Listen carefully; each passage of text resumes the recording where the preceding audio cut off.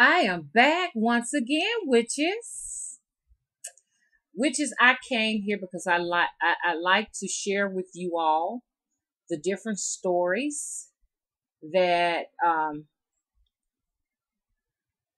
are in my life, or that was in my past, or even in my past life, or some of my parallel lives. And I know you all you enjoy listening.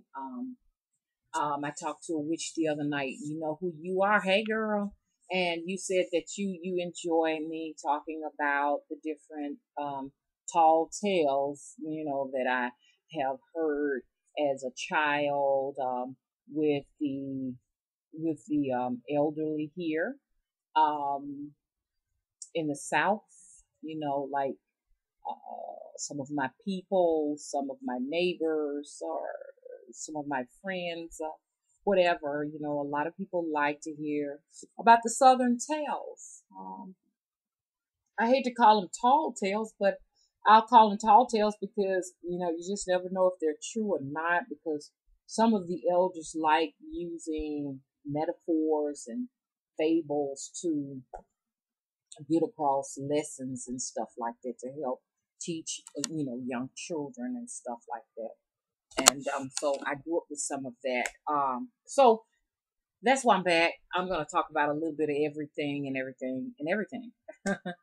Look, check this out. Do you all remember the video about a few years ago where I talked about the evil scarecrow? Okay. I had a Shofi scarecrow. Y'all okay if I use my southern drawl? Because I feel more comfortable when I use that, my southern drawl. Many of you all who grew up in the South or living in the South, you understand what I'm talking about. Sometimes I like to try to use I like to try to use the proper English. And the reason why I say try to is because, I'm so used to speaking, in that drawl.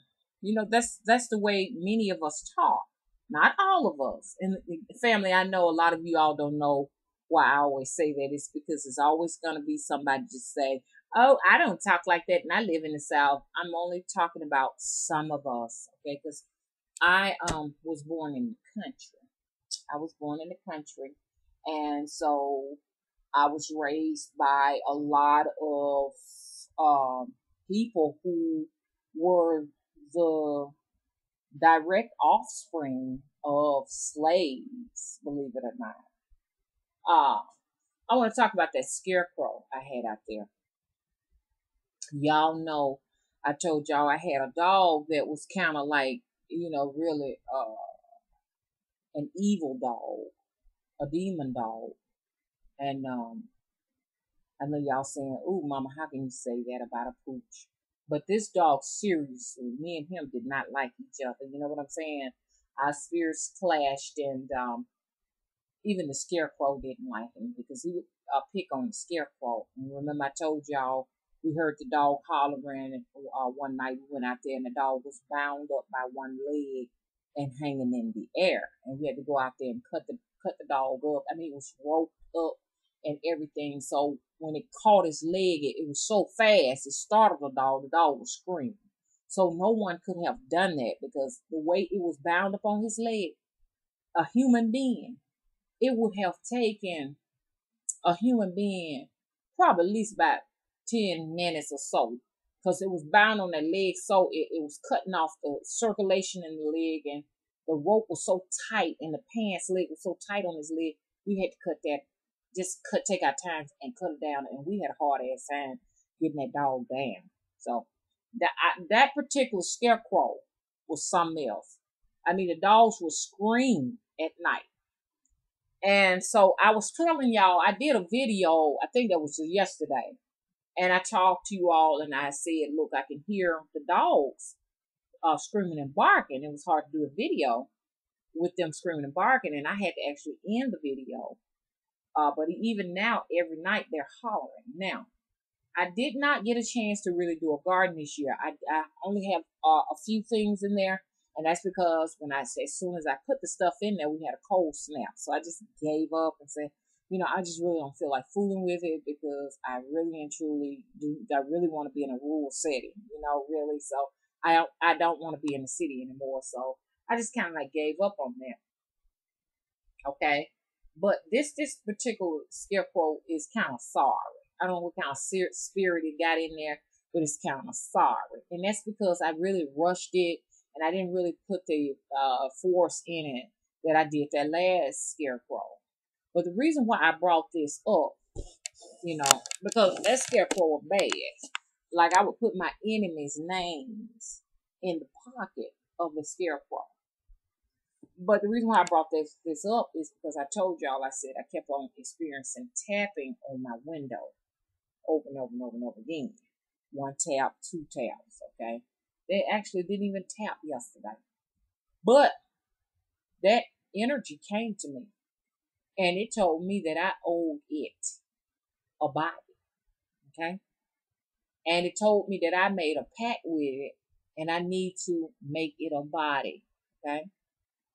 And said that it was going to continue to tap on my window. I'm letting you all into some of the most intimate secrets ever, okay? So you all have respect for it. I would appreciate it, because many don't do this.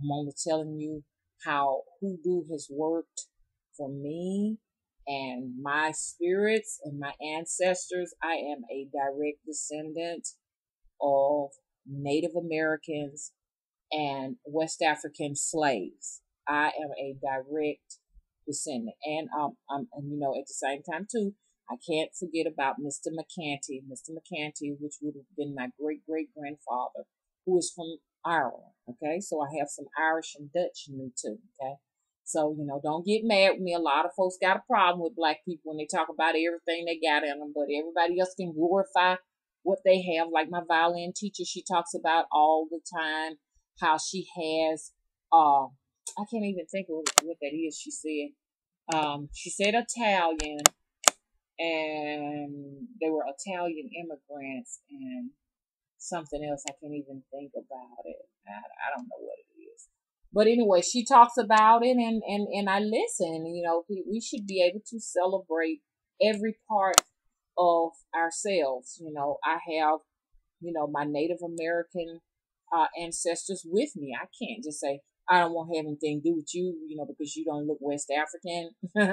Think about it, I mean, everybody can see it in my face. That I am part Apache. We are Muskogee. See, we're a mixture of all of them, and Muskogee and Cherokee. I looked at my face to see if I saw a lot of Cherokee, because growing up, a lot of people saw the Cherokee. And this is, this is before I found my biological family, because I didn't know who they were, and they were like, you got Cherokee in you, you got Cherokee in you. And I grew up, then identifying with Cherokee, but then I looked at myself and I said, no, I see more of the Apache. Y'all look it up, the Apache Indians of the South. I can see more of the Apaches.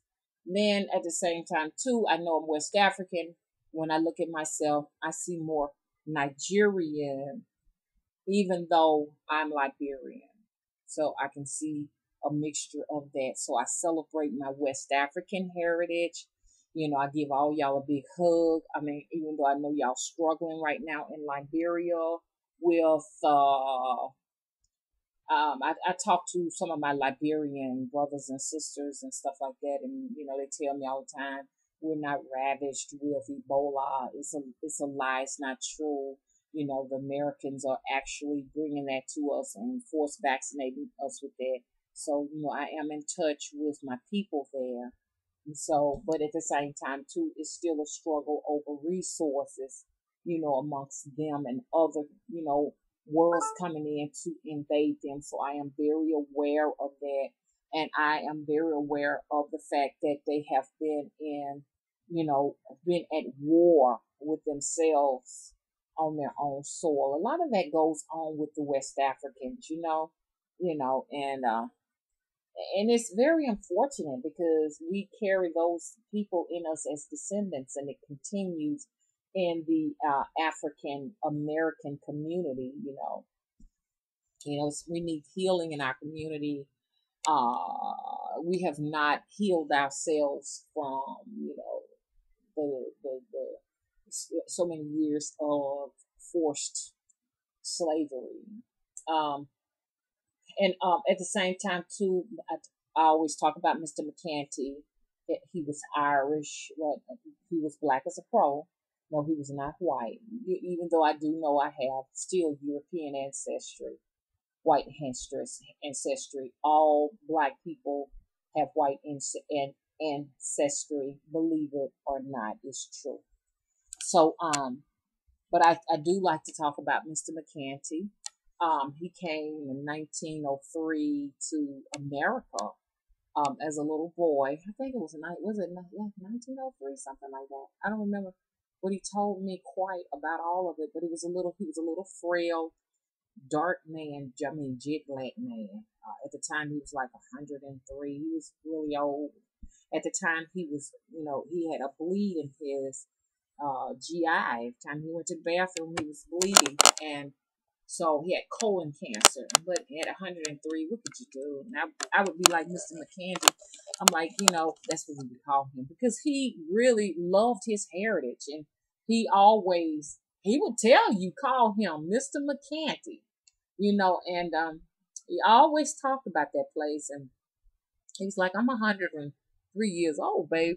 What do you expect? So he peacefully went over and transitioned to the other side. So I always talk about him because I love my Irish heritage. So yes, during St. Patty Day, I definitely have the green on. Okay, I am definitely in love with Celtic music and the Irish knots. Am I saying that right? Uh-huh. And so I embrace all of my ancestors. I know as they continue to protect me on this particular journey, that they surround me. Okay, so much love to all my ancestors. I love you dearly, and I thank you for all of the supernatural powers that you have given me. Okay, so if you haven't, hug your ancestors, because they will not lead you astray. Hug them spirits, okay? Have altars up for those spirits. Y'all know this is too long. I'm going to watch this video and I'm going to see what I left out. And I'm going to come back and make another one, okay?